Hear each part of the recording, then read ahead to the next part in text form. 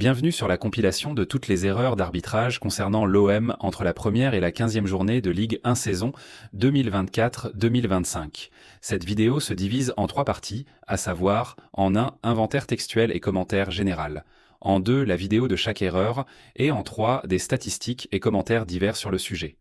Mais d'abord, merci de bien vouloir suivre le compte Twitter @ dés sont pipés et le canal Telegram qui s'affiche, histoire d'être sûr de conserver ces archives en cas de blocage des comptes et vidéos. Allons-y.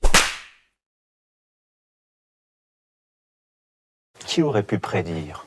Je dénombre donc 18 erreurs majeures en défaveur de l'OM et seulement 5 en sa faveur. Certaines ont eu de graves conséquences sur le score, d'autres non, mais ce n'est pas vraiment le sujet. Ce n'est pas parce que tu gagnes à la fin qu'il faut oublier la tentative de vol. Le fait d'être mauvais ne donne pas le droit à l'arbitre de te voler non plus. Bref, voici la liste. Je dois dire que sur les 5 erreurs favorables, 3 sont très légères, car si l'on regarde attentivement, je suis le seul à avoir parlé des 2 rouges oubliés pour Cornelius. La plupart des gens diront que c'est juste des coups de physique normaux dans un sport de contact, mais ce n'est pas mon avis. Concernant le pied haut au visage de Brassier contre Nice, je constate que Ben Seguir fait la même en pire sur Savanier et ne prend rien, Salisu sur Mopey idem, Singo sur le visage de Donnarumma pareil, et Fabian Ruiz sur Lemaire en LDC ne prend rien non plus. Donc on pourrait penser que ce jaune pour Brassier qui ne voit pas arriver le Niçois est justifié, mais bon, je le laisse dans les erreurs pour l'OM. Je constate que les 2 autres erreurs qui avantagent l'OM arrivent à des moments bien spécifiques. Le pénalty généreux accordé contre Auxerre est à 3-0 pour les Bourguignons, le match est plié depuis longtemps. C'est un cadeau inutile, et ça sera immédiatement compensé par un rouge oublié pour Auxerre, alors que l'OM était de revenu à 3-1. Il ne restait que 8 minutes, mais on ne saura jamais ce qu'aurait fait l'OM dans ces 8 minutes s'il les avait disputées à 11 contre 10. Quant à l'erreur contre Lille, il faut reconnaître qu'elle est beaucoup moins grave qu'un pénalty oublié ou un carton rouge, et qu'elle intervient après 2 erreurs gravissimes contre l'OM. Merci d'avoir écouté cette intro, maintenant place aux vidéos. N'hésitez pas à faire pause pour lire les commentaires aux écrits.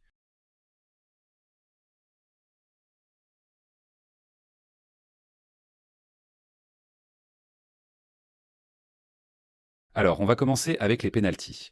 Sur le classement des pénaltys obtenus et concédés, il n'y a pas grand-chose à signaler.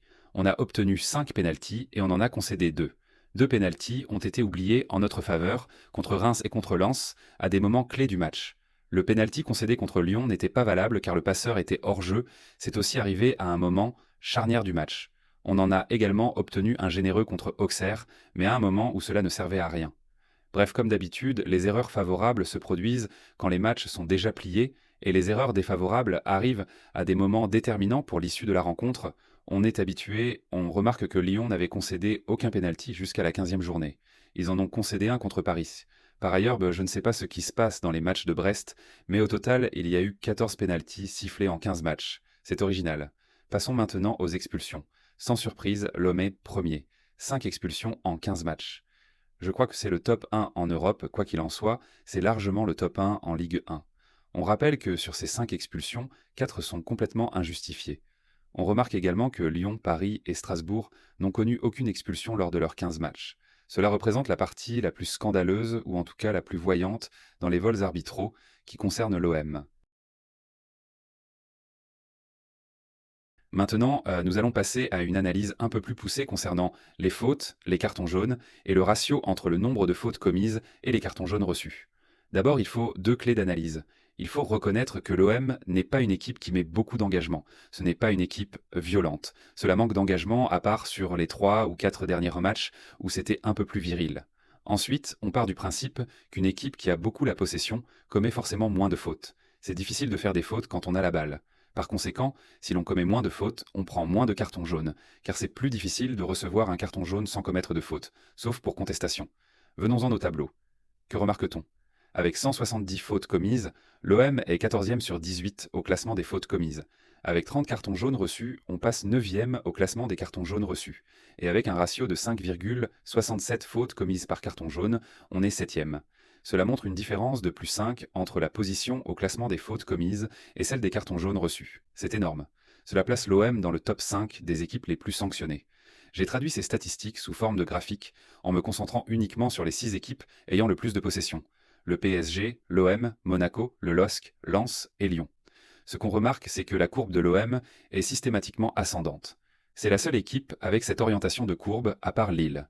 Malgré notre forte possession, on est deuxième au classement de la possession, malgré le manque d'intensité de l'équipe. Monaco et Lens font énormément de fautes, mais n'ont pas la même tendance que l'OM. Quant au PSG, leur position semble logique. Avec beaucoup de possession, ils ont peu l'occasion de faire des fautes. Ils prennent un peu plus de cartons jaunes, mais cela s'explique par leur contestation incessante et leur sentiment d'impunité. Ils ont aussi de bien meilleurs joueurs, ce qui ne choque pas.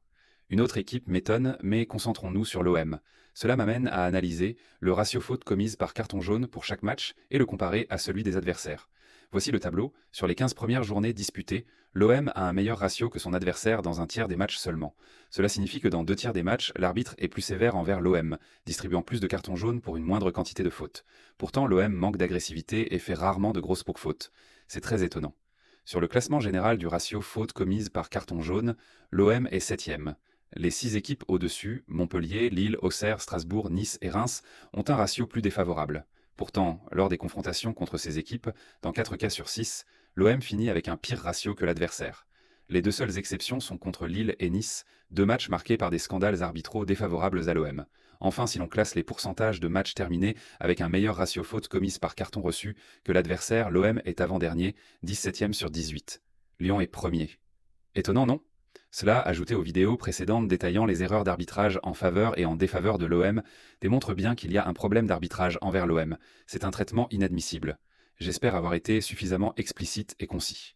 N'hésitez pas à revenir en arrière, faire pause pour analyser les tableaux et graphiques présentés, ou poser des questions si certains points ne sont pas clairs.